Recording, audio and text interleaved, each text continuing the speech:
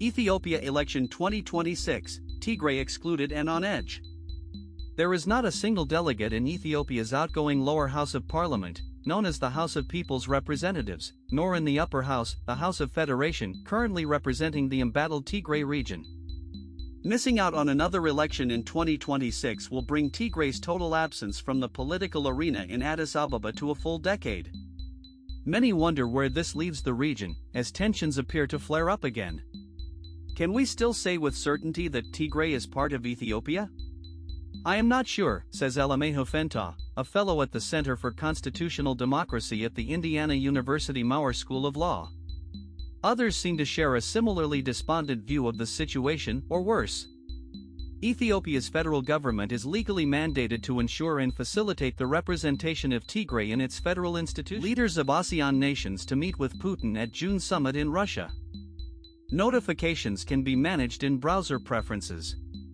Leaders of the Association of Southeast Asian Nations will hold a commemorative summit with Russian President Vladimir Putin in Russia in June, the Philippines' top diplomat said Friday. Philippine Foreign Secretary Teresa Lazaro said in a post on X that she and her Russian counterpart, Sergei Lavrov, spoke on the phone about ASEANs to be held in the Russian city of Kazan.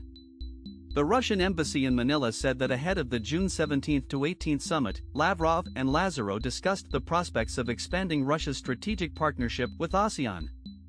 Aside from the Philippines, ASEAN members include Brunei, Cambodia, Indonesia, Laos, Malaysia, Myanmar, Singapore, Thailand, East Timor, and Vietnam.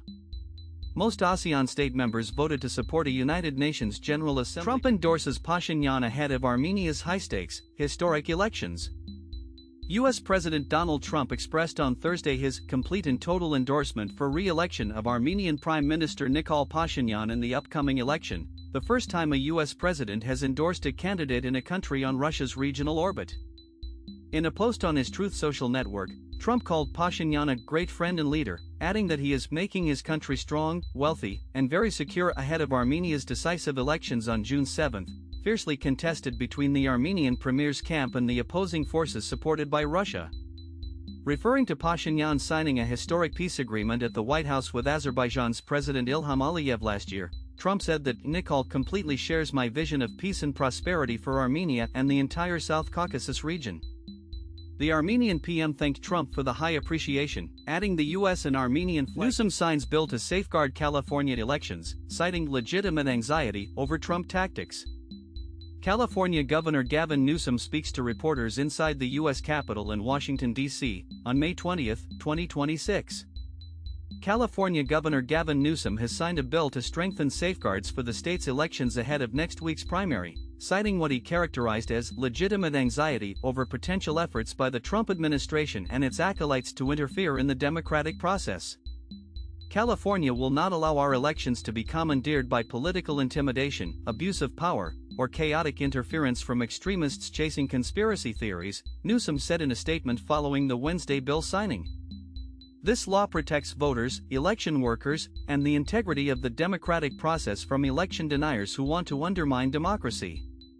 The newly enacted law, which comes after U.S.-Iran trade blame over fire exchanges. Iran and the U.S. took part in tit-for-tat clashes this Thursday. Tehran said it fired on a U.S. Army base in the region, while the U.S. reports striking the Bandar Abbas port in Iran. Later on Thursday, Axios reported that the U.S. and Iran had reached agreement on a memorandum of understanding to extend their ceasefire for 60 days. But President Donald Trump has yet to approve it.